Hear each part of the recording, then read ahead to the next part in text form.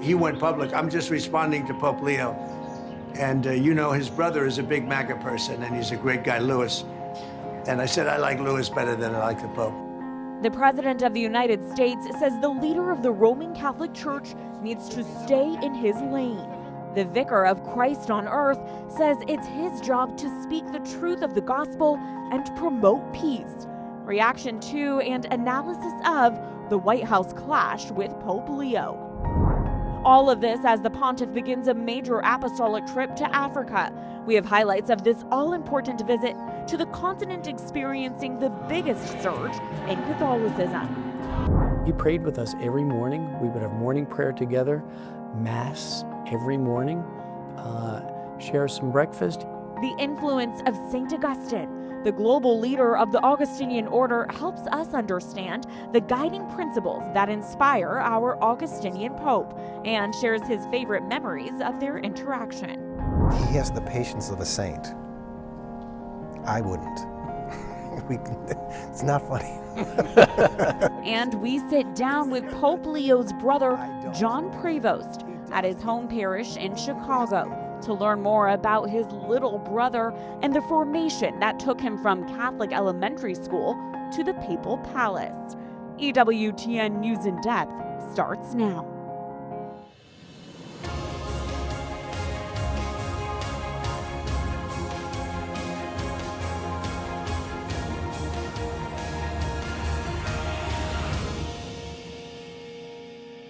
And to Iran, choose wisely.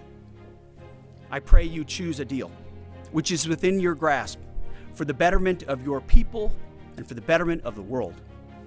In the meantime, the War Department is locked and loaded. The message of the church, my message, the message of the gospel, blessed are the peacemakers. Dueling narratives between the Trump administration and the Vatican this week as disagreements over the war in Iran turned from the political to the theological. But hope remains that a fragile ceasefire can turn into a longer truce in the Middle East. Welcome to EWTN News in Depth. I'm Catherine Hadro. Time is running out on a ceasefire between the U.S. and Iran, an agreement slated to end on Wednesday if a peace deal is not made. But in a surprise announcement Friday, Iran reopened the Strait of Hormuz, a central point of contention in the conflict. Tehran announced on social media the strait would be completely open to all commercial vessels for the remainder of the ceasefire. Iran restricted traffic through Hormuz as the war progressed, driving up the cost of gas and diesel around the world.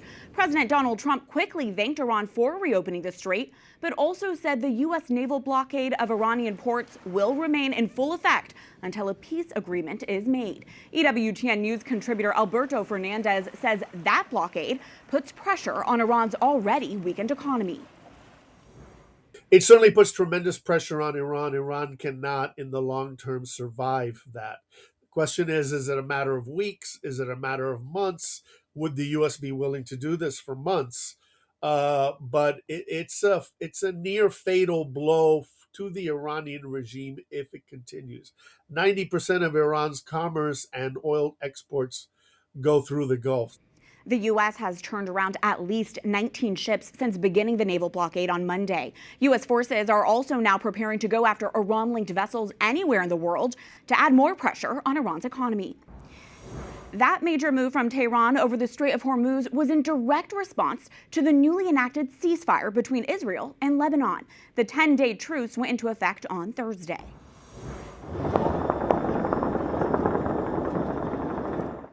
Celebratory gunshots soared over Beirut's night sky as residents cheered the ceasefire. Iran-backed Hezbollah, Israel's target, which has a stronghold in southern Lebanon, did not take part in negotiating the agreement and has not given a clear answer about whether they would recognize it.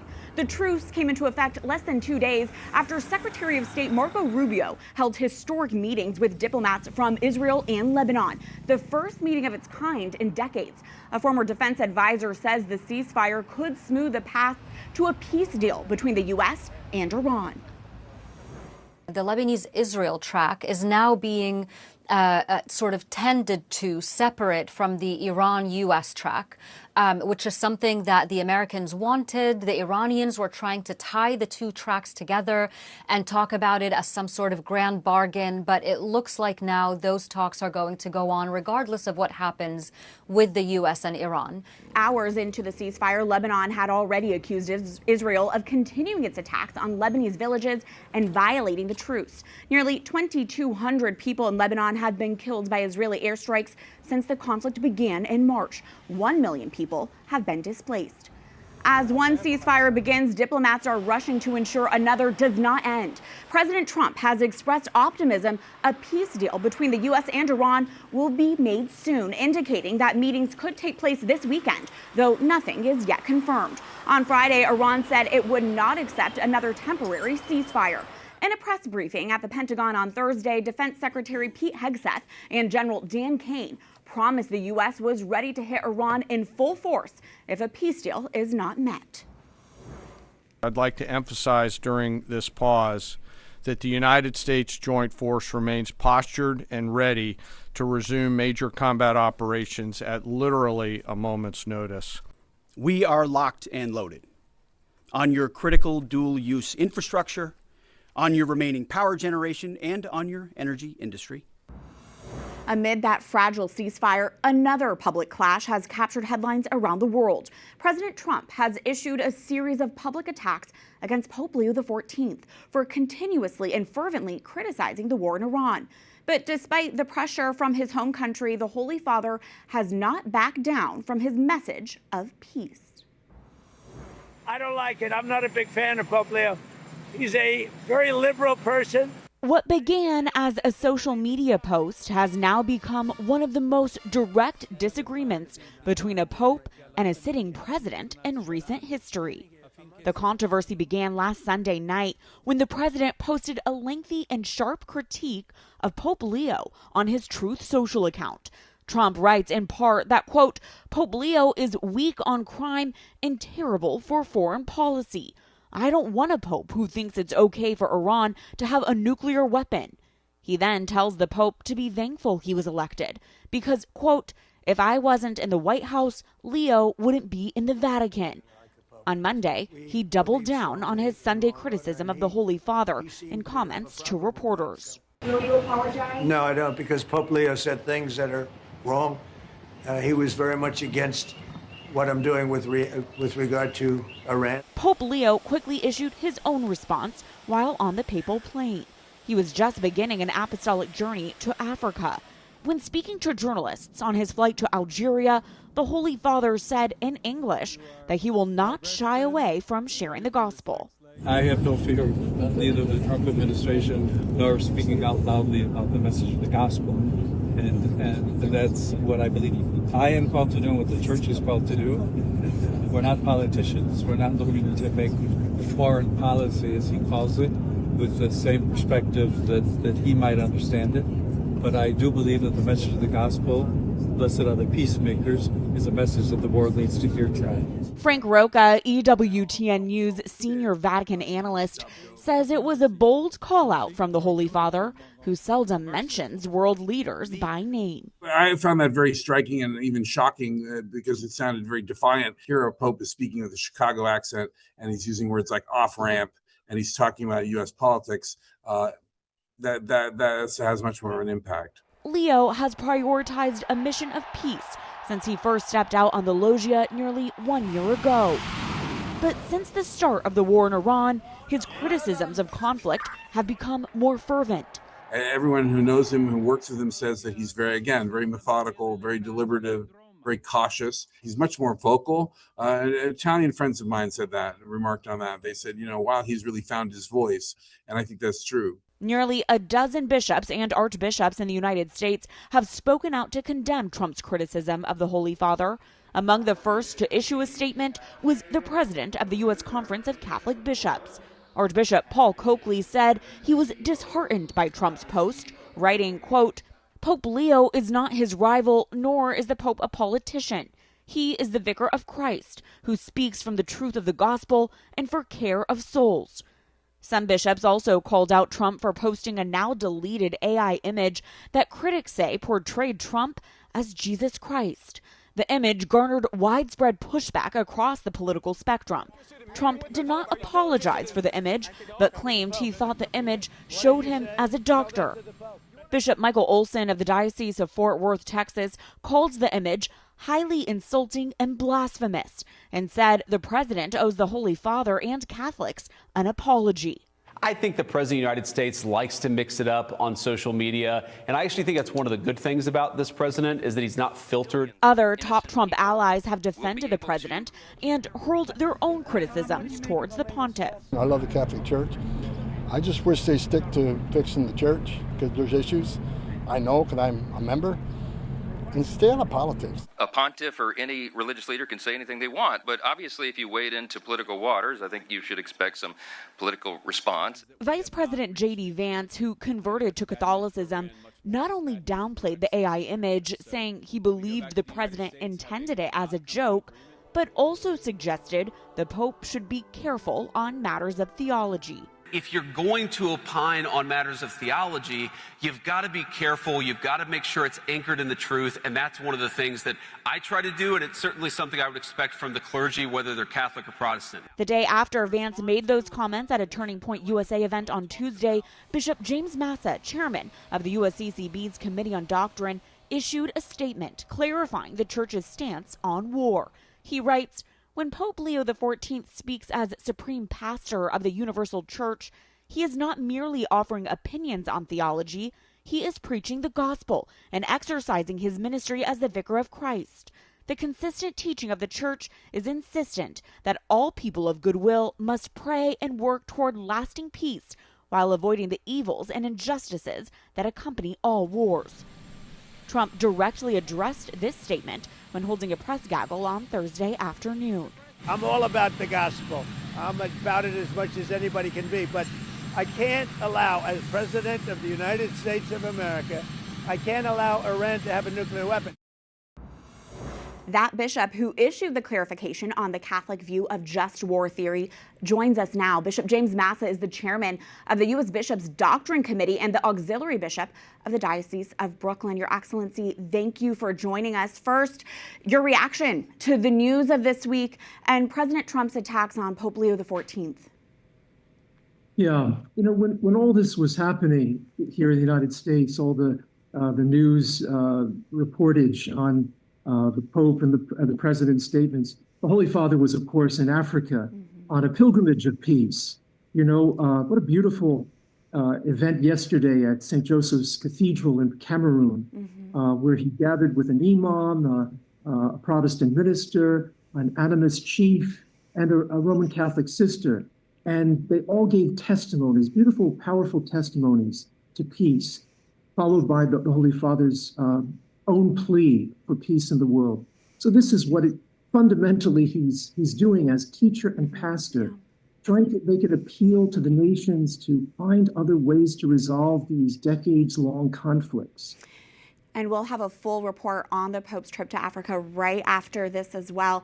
Your Excellency, a number of the president's allies, House Speaker Mike Johnson, border czar Tom Homan, among others, have said something this week along the lines of Pope Leo needs to stay in his lane and not wade into politics. But is Pope Leo being political when he speaks about peace? It's a peculiarly American problem in a way because of our history of church-state separation and all. The Catholic faith pertains to every aspect of life. We can't segregate it, to one area. Obviously, our faith informs our conscience. And every citizen in the United States has to make a decision of conscience when they pull the lever on election day to vote for someone, when they take a stand on the current issues in front of us. And right now, the war in Iran is in front of us, and God willing, the peace efforts now will bear fruit in the coming days. But we have to let our faith inform our view of the world and problems we're currently facing. So can't be a separation. And just following up on that, clarify for us, have popes throughout history spoken out against war and on foreign policy issues? Put that into context for us, the Pope's role on the global stage when there's global conflict. Exactly. You know, what comes to mind is 110 years ago, our Holy Father then was Pope Benedict XV. And as World War I was raging and across Europe, the Holy Father then made pleas for peace. He was a promoter of the concept of the League of Nations, the precursor of the United Nations. He saw the slaughter of that First World War taking place, and it led him to a cry of the heart to the leaders of the nations to lay down their arms and find their way to the peace table. Of course, this was a war that was being waged by baptized Catholics and baptized Christians against other Christians. So the futility of it troubled him deeply.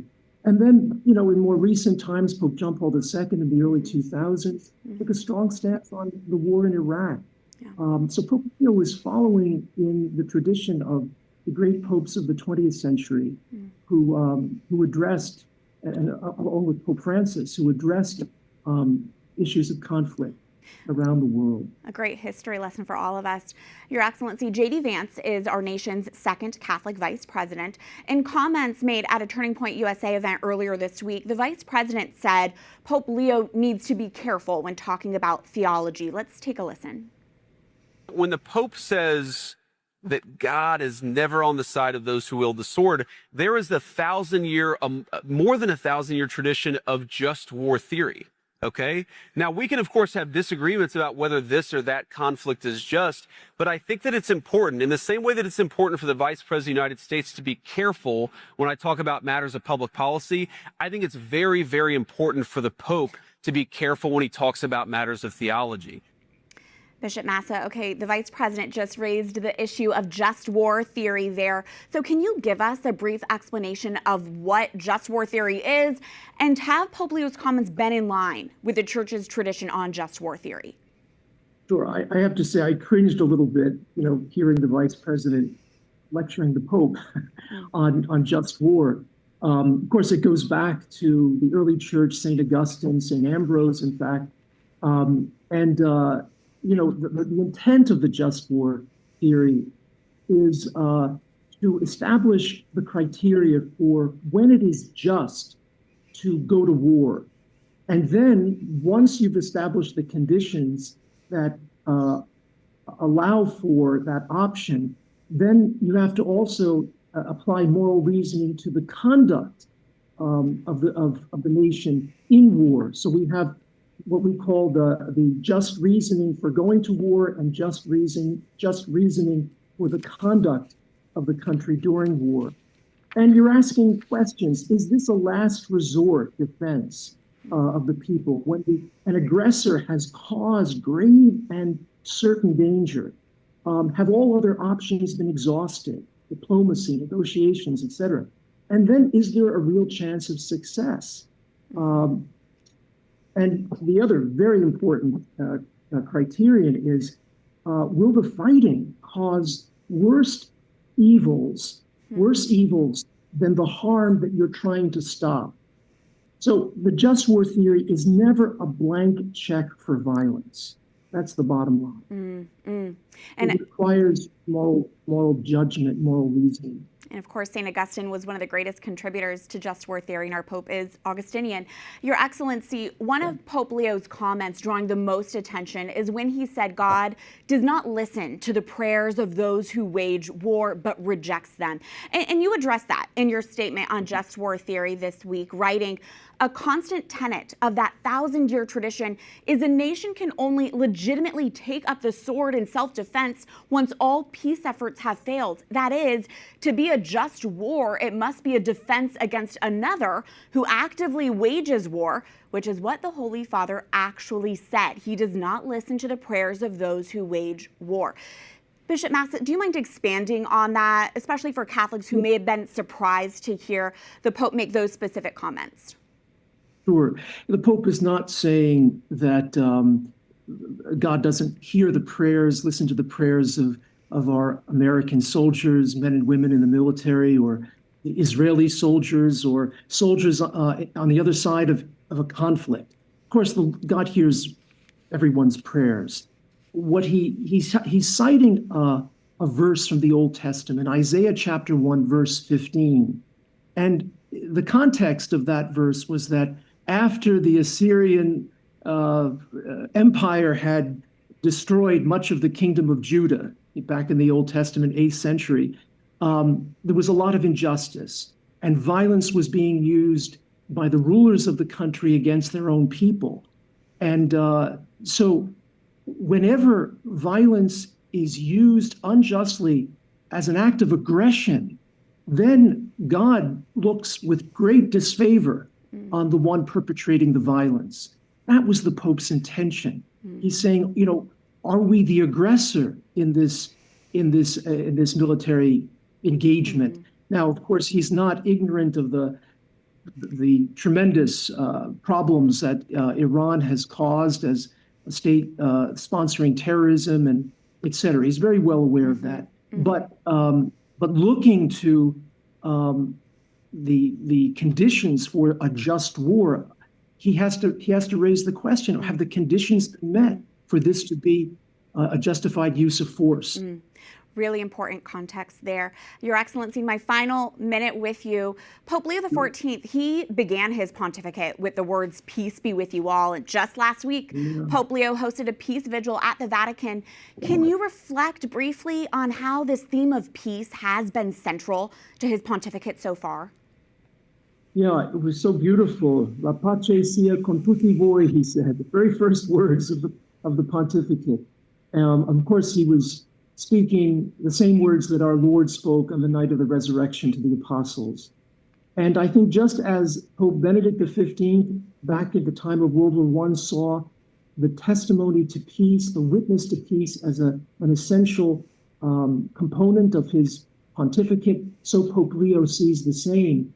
As we enter this period in which war is becoming ever more dangerous with, with drone warfare and the use of AI technology that subtracts human agency from the waging of war, we're living in very dangerous times. And the Holy Father feels deeply that his role as a peacemaker, in the spirit of St. Francis, whose 800th anniversary of death we celebrate this year, he has to be a promoter of peace. And he's doing exactly that in Africa this week, and we will continue to hear from him in a similar way. Absolutely. Bishop Massa, we so appreciate your time this week. Thank you. You're welcome. Thank you, Catherine. As if pressure from the White House was not enough for any pope to deal with, especially an American one, that was not even the major focus of Pope Leo's week, as Bishop Massa just told us. Rather, an all-important apostolic trip to Africa to meet with literally millions of Catholics there topped his agenda. Over 11 days, Pope Leo is visiting 4 countries, bringing with him a message of hope. On Monday, the first stop was majority Muslim Algeria, the birthplace of the Augustinian order, then Cameroon, and on to Angola and Equatorial Guinea, all nations where more than half the population identifies as Catholic. EWTN News foreign correspondent Colin Flynn tells us about the Pope's African trip so far. On Monday morning in Rome, Pope Leo XIV boarded his ETA Airways flight and embarked on his papal trip to Africa, with 4 countries ahead to visit. And at 30,000 feet en route to Algeria, the Pope spoke about the importance for him of visiting the land of St. Augustine. I am very happy to visit again the land of St. Augustine, who also offers a very important bridge in interreligious dialogue. It is truly a blessing for me personally, but also, I believe, for the Church and for the world. And with that, his 2-hour flight landed in Algiers, the capital of Algeria, a country of 46 million people where 98% of the population are Muslim, and Christianity only makes up around 2%. And after the official welcome from the president of Algeria, Abdelmadjid Tebboune, The Pope travelled to the Martyrs' Memorial, which commemorates those who lost their lives in the Algerian War for Independence. And in a moment of silence, the Holy Father placed a wreath at the monument before addressing the people in the square. Let us remember that God desires peace for every nation, a peace that is not merely an absence of conflict, but one that is an expression of justice and dignity. Later that morning, Pope Leo went to a conference centre to meet with authorities, civil society and diplomats. And in a speech, he stressed the importance of interreligious dialogue. We must educate people in critical thinking and freedom, in listening and dialogue, and in the trust that leads us to recognize in those who are different fellow travelers and not threats. In the afternoon, Pope Leo visited the Great Mosque of Algiers, where he was received by its rector, Mohammed Mahoun al-Qasimi. Taking off his shoes, Pope Leo walked across the mosque, which is one of the most important symbols of contemporary Islam in all of North Africa. The Pope ended his day at the Basilica of Our Lady of Africa to meet with the Algerian people. Inside, he knelt to pray and celebrated Mass with the country's tiny Catholic community.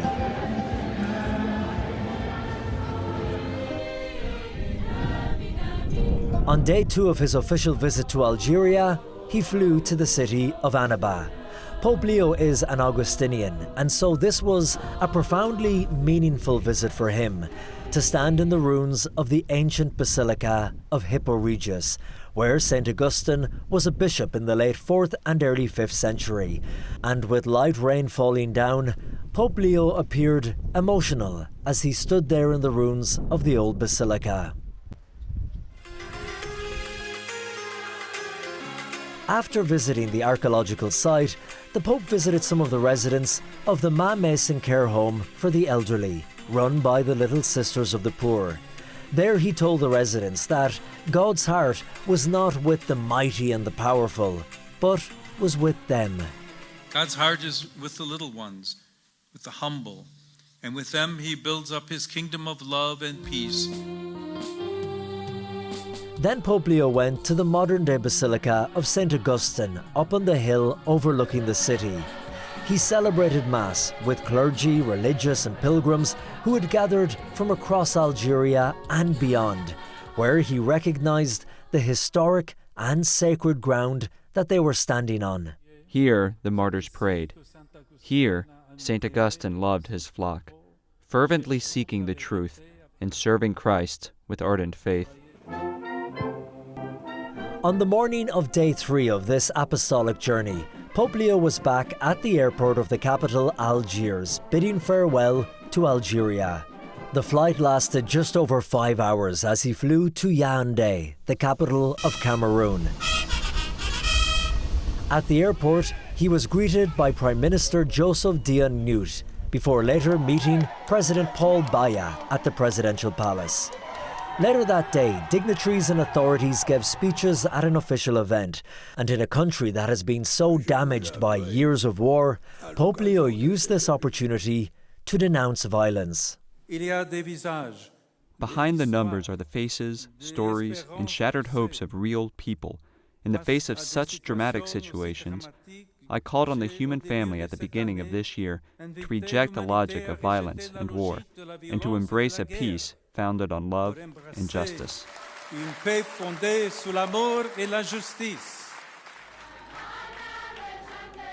From there, Pope Leo travelled to a children's orphanage where they welcomed him with song and dance. And speaking to the children and the sisters who care for them, he told them not to feel abandoned, that they were a family who supported each other and shared in their suffering. On the 4th day of this African pilgrimage, the Holy Father travelled from the capital Yaoundé to the highland city of Bamenda, where crowds of people had gathered at the airport to see him, as he greeted them from the Pope Mobile. From there he proceeded to St. Joseph's Cathedral, where again, in a place that has been so marked by violence, he talked about the long-lasting damage of war. The masters of war pretend not to know that it takes only a moment to destroy. Yet often, a lifetime is often not enough to rebuild. The Pope then travelled back to Bamenda Airport, where more than 20,000 people had gathered to celebrate Mass. And in his homily, Pope Leo focused on the hope for the future. Consolation for broken hearts and hope for change in society are possible if we entrust ourselves to God and God's Word. On day 5, Pope Leo travelled to Douala, Cameroon's largest city and economic capital, where he celebrated Mass with over 120,000 people. And during his homily, he called on them to follow the vocation that God had given them. Do not forget that your people are even richer than this land, for your treasure lies in your values: faith, family, hospitality, and work. Be therefore protagonists of the future, following the vocation that God gives to each of you.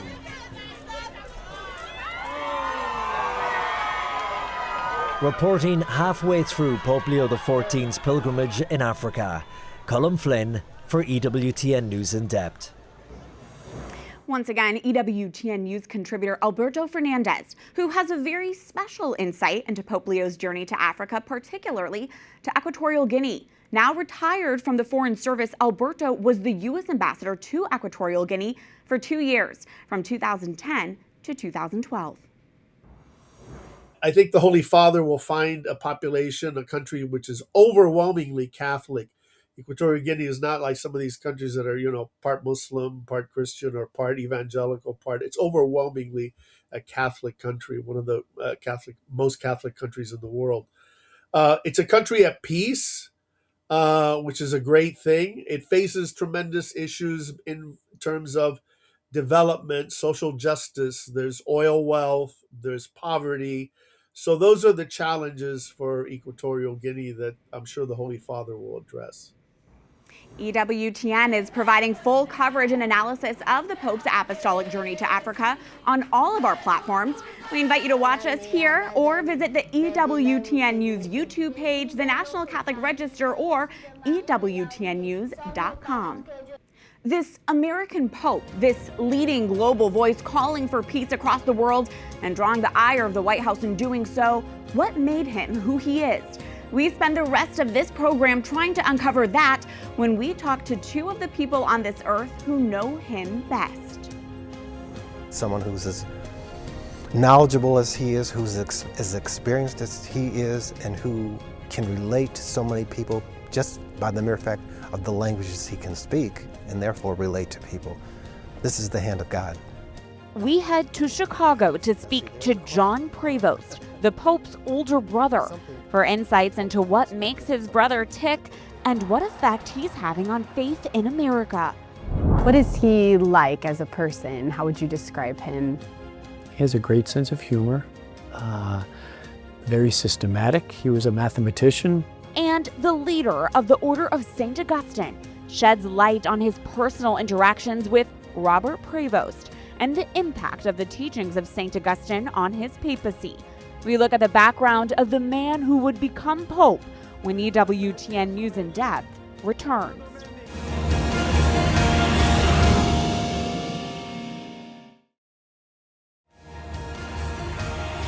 Our dad would take the Bible out and read Bible stories. We always prayed before dinner. Our parents always, every evening after dinner, prayed the rosary. The middle son of Louis and Mildred Prevost speaks to EWTN News in Depth about his little brother. He calls him Rob. The rest of the world calls him Pope Leo XIV.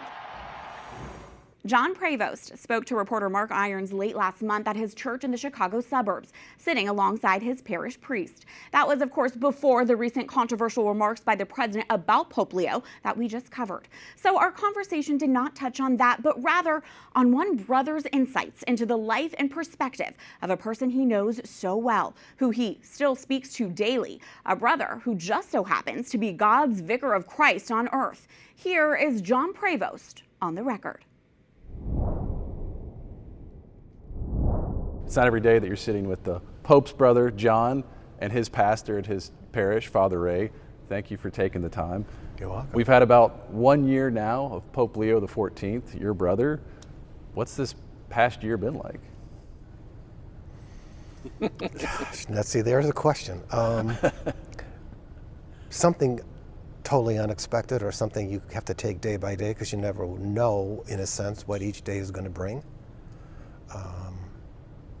Sometimes it's always interesting, but it's sometimes sad. It's sometimes you feel powerless of what people are looking for, and they expect me to be able to help, and I can't necessarily do anything for them except listen. How has your life changed? In a sense, things are still pretty much the same, but things do happen where there is a difference. I used to be able to leave the front door open. Now I'm hesitant because who's going to come to the door? Got to keep it closed. Yes. What's it like having the Pope's brother as a parishioner? What has parish life been like? People are intrigued. They're fascinated. They're curious, and I think they try to respect his space. He sits back there, and I think people just, can we talk to him? Can we meet him? Can you introduce him? So quietly, I do, to people, and he's very gracious about that. And so a lot of people come up to you, I'm assuming, and ask you questions, prayer requests, right? Yeah, that sort of thing. Does that become exhausting at some point? Like, right. How do you manage that? I walk away. You just walk. I have to walk away. They've been very good here in church. They don't really bother me in church. But at social activities, then I do get it. Describe your relationship with your brother, the Pope, now. What does it look like? Does it look the same as it did before he became Pope? I think so. Yeah? I mean, people, you'll hear them say, well, who says no to the Pope? I do. You're not afraid to say no. No. You probably always have, right? Correct. So I think that's the same. I think it's more long distance now. And it used to be where he would come here. Now, if we're going to see him, we have to go there. So that's probably the biggest change. But every day you're communicating with him. Right. What are those conversations? What do they look like? What do you talk about? I'm kind of careful because I don't want to necessarily go into church issues that are kept quiet. But one of the first questions I ask is, did you meet anyone famous today? And then, like on Wednesdays, he's got that general audience with the crowds. Yesterday, he said there was like 20,000. I always ask, did you get any gifts? And you play Words with Friends and Wordle. Who's better at the games? It's a trade-off. He beats me in Wordle. I usually beat him in Words with Friends.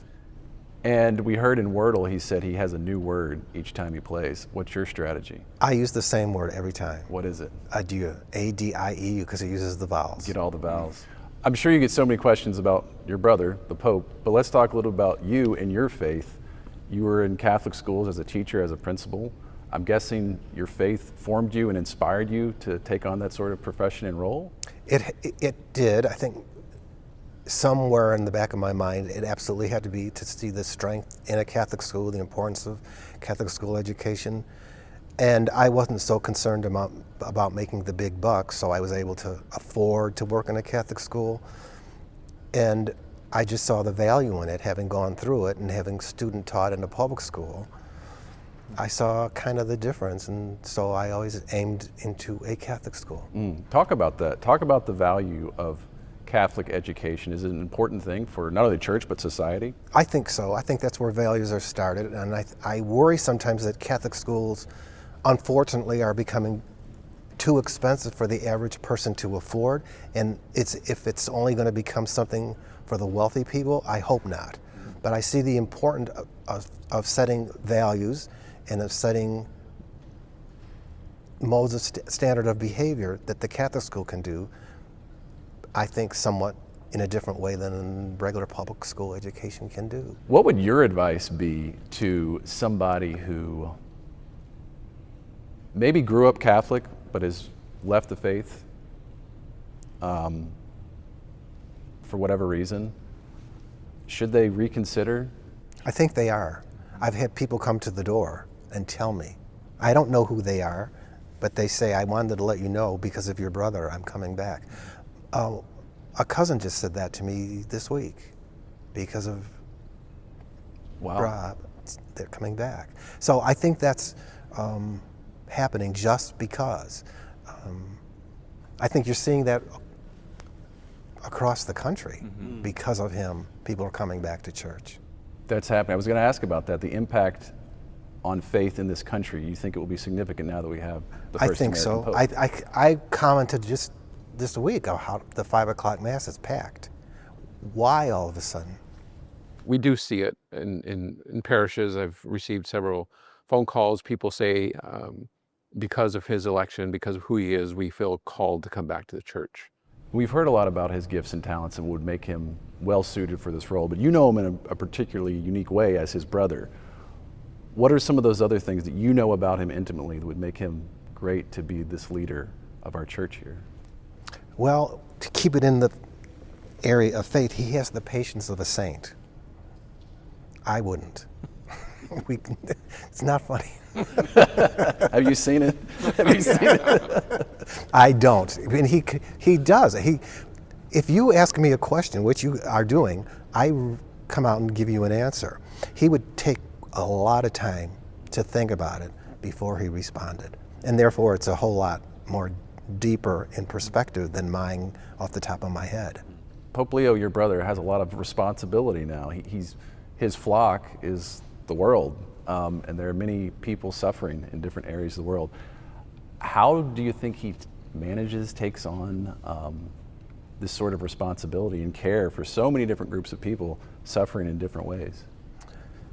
One of the ways is if you listen carefully to the things he says, he talks about important issues and the way we should take on some of these issues. I think if you also look, he hasn't taken a lot, but if you look at the places he goes, he's going to some of these places that are having difficulty. Do you think his heart is kind of with any particular groups of people? I mean, there's so many different groups, so many different needs. Disenfranchised, ignored. I think that would be how he looks at it. He always wanted to be a priest, is that correct? Yes. From a young age, that was... We always knew that he And where do you think he was inspired? How was he inspired to follow that path? I don't know. Was it a particular priest or anybody at the parish, do you think, that something he saw? It could have been, but I can't look into his mind and say that's what did it. But it was at such a young age, I don't know that anyone in particular would have had that strong of an influence on him. Maybe it did. Did you or your brother ever consider priesthood? Your older brother, Louis? No, he kind of knew he was going to go into the Navy. And I was just sort of a rolling stone. Yeah. Did you always know you were going to be a teacher, or did you have other? That was kind of, yeah. I think I've told this story before. When he was maybe first grade or second grade, one of the moms across the street did say to us when we were out there playing, you know, he's going to be the first American Pope. What were those years like growing up in your family? Probably like anyone else's. You know, it was a mom and dad, 3 kids, 3 boys. What did that do in the house? You know, it was regular. Go to school, come home, do your homework, go out and play, come in, do your studying, go to bed, and then just repeat that. We were all altar servers. For some reason, our mother insisted that we do Friday at 6:30 in the morning and serve that, which we weren't necessarily all that happy with. It's an early you do what your mother, up. yes, you do what your mother tells you. We were choir. Rob was in Cub Scouts. We were all altar servers. Anything stand out? Any memories? Well, one time we were building a shed in the backyard and Rob fell through the roof. Really? Yes. Not great with no, it was just part of the wood was rotted. Okay. And because we were using old doors from the house for the roof. And fell through the roof. It's just stuff like that. And then when he was in 2nd grade, I was in 3rd grade, and our other Marta was in 5th. This is a local show, so probably don't know about it. We were on Bozo's Circus. Really? Yes. You were, wait a minute. Rewind that. What? Bozo's Circus? It was a kids program produced by the Chicago local channel, WGN. And it was an everyday show. And tickets were hard to get, but one of the guys who was in the WGN band taught music to the kids at my dad's school. He was superintendent of schools, was a teacher there. So he said, if you kids ever want to go to Boza Circus, well, we jumped at the chance because you're on all TV. Three brothers. It was. We didn't lose any school time because it was during a holiday. But there's something no one knows. You have the scoop. We got to find that footage. It's there. Where did you learn your faith from? Where did that come from? I think it starts in the home. And then it just gradually would grow and develop. But I think it starts in the home. What did that look like, the faith being handed down from your parents? I know periodically our dad would take the Bible out and read Bible stories. We always prayed before dinner. Our parents always, every evening after dinner, prayed the rosary. Has Catholicism changed since you were a kid growing up? Has the church changed? The basic faith itself, I think, is probably the same, but how we respond to it or live it, how we live, I think that changes. John Prevost graciously gave Mark more of his time. You can watch their entire half-hour conversation on the EWTN News YouTube page. My favorite memories are kind of walking into the chapel. He was always in chapel before any of us, but walking into the chapel and seeing him praying. And next, a talk with Father Joseph Farrell, the Prior General of the Order of St. Augustine, about the Augustinian teachings, mindset, and way of life that direct the Pope in his stewardship of our Catholic Church. That interview when we return.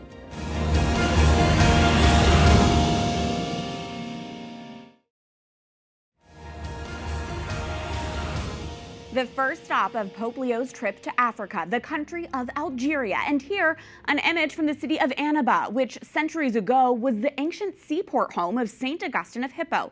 Look closely, traveling with the Pope is the Prior General of the Order of St. Augustine. Father Joseph Farrell and Pope Leo have known each other for decades. Father Farrell is serving in a position that Robert Prevost himself held for 12 years, from 2001 to 2013. In this role, both men ensured fidelity to Augustinian traditions, directing the apostolic, spiritual, and communal life of the order. Before traveling with Pope Leo to Africa from his base in Rome, Father Farrell spoke about the impact of their Augustinian roots with Hannah Brockhaus, Deputy Vatican Editor for EWTN News. My understanding when I first joined the Augustinians, I knew them as teachers. Really, I knew them working in high school and at the university. And that's what really attracted me to the Augustinians, that I saw them working together in the field of education. After entering is when I learned that the Augustinians do so much more, right? Along with teaching, we're in pastoral ministry, we're in counseling, advocacy work, missionary work. And so my eyes were open to realize that the Augustinians were not dedicated to one particular ministry. And through our formation, I learned that even from the beginning, when we were established as the Order of St. Augustine in the year 1244, we were established to respond to the needs of the world and the church at any particular moment in history. So that's what we do. We respond. We have to pay attention to the signs of the times. You know, we listen to what's going on in the world, and that's how we continue to serve. We have a pretty well-known predecessor as Prior General, right? With Pope Leo, then Robert Prevost. How have the two of your lives and vocations intersected? When I was a novice, so many years ago now, we're talking about in the mid-1980s, we had our novitiate was an inter-circumscriptional novitiate, interprovincial novitiate, and it was in Racine, Wisconsin, about an hour's drive from Chicago. So I remember as novices, we would go down to Chicago to visit some of the newly ordained priests of the province of Our Mother of Good Counsel in Chicago, and Robert Prevost was one of those newly ordained priests. So we got to meet and spend some time kind of learning what it meant for them to go through formation and what they're going through now is kind of new ministers in the church. That's my first memory of meeting Robert Prevost at that time. And then had opportunities to interact with him when he was provincial in Chicago. We would have some national youth and young adult gatherings in various places. And I remember one particular that we had at Merrimack College in North Andover, Massachusetts. And the provincial, Robert Prevost, came with a group of young people because he was really interested in helping them to form themselves as Christians and coming to an understanding of who they are as a young person, as a member of the church. Then many years later, as prior general, I was here as a student. We worked on various commissions together for Augustinian spirituality or work with the laity and continuing that work with the young people. Do you have any favorite personal memories with him? There are a lot of great memories. Some of them are more recent ones when he was assigned back here in Rome as the prefect for the congregation for bishops. He didn't live with us in community here, and yet I saw it was a real priority for him to continue to maintain that sense of connection with community. And so he prayed with us every morning. We would have morning prayer together, Mass every morning, share some breakfast. He would go off for his work in the dicastery, and then would come back and have pranzo, have lunchtime with us. He found it to be a priority, which was a priority for us also. So my favorite memories are kind of walking into the chapel. He was always in chapel before any of us, but walking into the chapel and seeing him praying. What is he like as a person? How would you describe him? He has a great sense of humor, very systematic. He was a mathematician at Villanova University, and that follows through with him. Man of prayer. I wouldn't say he's timid. Someone once asked me if he's timid. I said, no, I don't see him as timid. Perhaps a person who needs time to recharge his batteries when he's with big groups or preparing to be with big groups, needs that personal time, which we all do in a sense, of recognizing, all right, Lord, I need to listen to you for a little bit before I go out and speak or talk on this particular subject. So that's the man that I know. You mentioned the importance of community for him, and of course he found that in the Augustinians. I wonder how his time as a religious priest, as an Augustinian, how that might be influencing his papacy now and how he is as Pope. What are your thoughts about that? We are founded as Augustinians to be a community based on mutual sharing of everything and taking those opportunities to help each other along the way to God. Sometimes that means fraternal correction. Sometimes it means just being present to listen, but most of all, to share material possessions, but also share what's going on in the inner stirrings of my soul, my life. And that was part of our initial formation as Augustinians. Any Augustinian throughout the world is going to have that initial formation. It's based on the rule of St. Augustine. Pope Leo also had that. And so I don't think he can help but bring that with him to his papacy now, especially with the themes, the global themes of peace, of bringing divisions together. His motto, in the one, in Christ we are one, right? It brings us together to be one, recognizing our diversity, recognizing our differences, but the goal is to come together as one. We're coming up on a year since Pope Leo XIV's election as Pope. I was wondering if the order has seen an increase in interest, maybe in people interested in vocations. Has there been any kind of Leo effect following his election? The Leo effect, we use that term also. So yeah, on May 8th of 2025, when Pope Leo came to the loggia and announced to the world that he's a son of Augustine, an Augustinian, certainly our chest pushed out a little bit. We were very proud of that and still are. Our sisters are proud of it. Our friars are proud of that. And that small phrase brought, in a sense, a certain spotlight on the Augustinians that had not been there before. we were the worker bees, keeping our heads down, doing our business. But now there's a spotlight that we're still getting used to. It's uncharted territory for us. And we're seeing a growth in interest. People are learning more about not only the Augustinians, but people researching who St. Augustine is. Perhaps they studied Augustine in philosophy or in a theology class, but want to know more about him. So we are experiencing, if you will, that Leo effect of at least candidates expressing an interest to know more about us. Who are you? What do you do? Where are you? What does it mean to have a vocation to be an Augustinian friar or an Augustinian sister? And so our vocation directors are working a lot harder than they had in the past. They're working together with each other. And we are seeing an increase in candidates, which means there's an increase in that accompaniment that needs to take place as discernment. No matter what the vocation is in life, people have to go through a discernment period.